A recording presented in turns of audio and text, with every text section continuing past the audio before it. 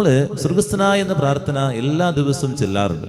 അതിൽ ഈ പ്രാർത്ഥന കൃത്യമായിട്ട് നമ്മൾ അറിയാതെ തന്നെയും എന്നും ചൊല്ലിക്കൊണ്ടിരിക്കുന്ന വ്യക്തികളെ നമ്മൾ ഓരോരുത്തരും നമ്മൾ അറിയുന്നുണ്ടെന്ന് അറിഞ്ഞുകൂടാ. എൻ്റെ രാജ്യമെന്നല്ല, അങ്ങയുടെ രാജ്യം വരണമെന്നാണ്. നമ്മുടെ രാജ്യം എന്ന് പറഞ്ഞാൽ നമുക്ക് എല്ലാവർക്കും അറിയാം, എപ്പോഴും വഴക്കും പിണക്കങ്ങളും ശത്രുതയും അതുപോലെ ഈ ദുശാഠ്യമുള്ള രാജ്യം.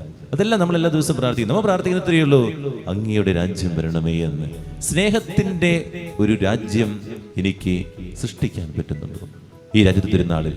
എൻ്റെ കുടുംബത്തില്, ഞാൻ ആയിരിക്കുന്ന സമൂഹത്തില് സ്നേഹത്തിന്റെ രാജ്യം എനിക്ക് സൃഷ്ടിക്കാൻ പറ്റുന്നുണ്ടെങ്കിൽ ഞാൻ നല്ല ഒരു രാജാവാണ് എന്നുള്ളതാണ്. മദർ തെരേസ പറഞ്ഞു വെക്കുന്നുണ്ട്, അപ്പത്തിന്റെ ദാഹത്തേക്കാൾ ഏറ്റവും വലിയ ദാഹം എന്ന് പറഞ്ഞു കഴിഞ്ഞാൽ സ്നേഹത്തിന് വേണ്ടിയുള്ള ദാഹമാണ്. അപ്പത്തിന്റെ ദാഹത്തേക്കാൾ ഏറ്റവും വലിയ ദാഹം സ്നേഹത്തിന് വേണ്ടിയുള്ള ദാഹമാണ്. പലപ്പോഴും കുടുംബത്തിലെ അപ്പനോ അമ്മയോ മക്കളോട് പറയാറുണ്ട്, ഞാൻ എല്ലാം നിങ്ങൾക്ക് നേടി തന്നില്ലേ, ഇനി എന്തിൻ്റെ കുറവാ നിനക്കുള്ളത്? ഒരു കുറവുള്ളൂ, സ്നേഹത്തിൻ്റെ കുറവ്. അവന് യൂണിഫോം മേടിച്ചു കൊടുത്താലും നല്ല ബൈക്ക് വാങ്ങിച്ചു കൊടുത്താലും അല്ലെങ്കിൽ എന്തൊക്കെ വാങ്ങിക്കൊടുത്തു കഴിഞ്ഞാലും സ്നേഹിക്കുന്നുണ്ടോ എന്നുള്ളതാണ് നമ്മൾ ചിന്തിക്കുന്നത്. ഭാര്യയോട് ഭർത്താവ് പറയും, നിനക്ക് എന്തിൻ്റെ കുറവ് അവിടെയുള്ളത്?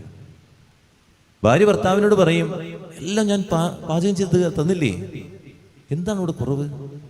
പക്ഷെ ഓർക്കണം, അരികിലിരുന്നുകൊണ്ട് അത് വിളമ്പി കൊടുക്കുമ്പോഴുണ്ടാകുന്ന സ്നേഹത്തിന്റെ കുറവ് നഷ്ടപ്പെടുന്നുണ്ടോ എന്നുള്ളതാണ് നമ്മൾ ചിന്തിക്കുന്നത്. അങ്ങനെ ഒരുമിച്ചിരുന്ന് വിളമ്പി കൊടുക്കുമ്പോൾ, ഒരുമിച്ചിരുന്ന് പകുത്തു കൊടുക്കുമ്പോഴുള്ള സ്നേഹത്തിന്റെ കുറവ് എൻ്റെ കുടുംബത്തിലുണ്ടോ?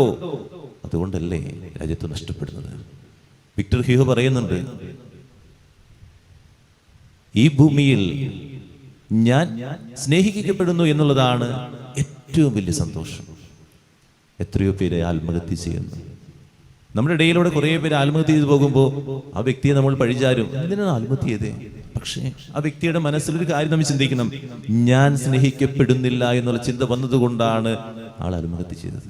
എനിക്ക് ആരുമില്ല എന്ന ചിന്ത വന്നതുകൊണ്ടല്ലേ ആൾ ആത്മഹത്യ ചെയ്തത്. അവിടെ നമ്മുടെ കുടുംബത്തിലോ എവിടെയെങ്കിലും അങ്ങനെ സംഭവിച്ചിട്ടുണ്ടെങ്കിൽ ഓർക്കുക, അവിടെ രാജ്യത്വമില്ലാതെ പോയത് കൊണ്ടാണ് എന്നുള്ളതാണ് നമ്മൾ മനസ്സിലാക്കേണ്ടത്.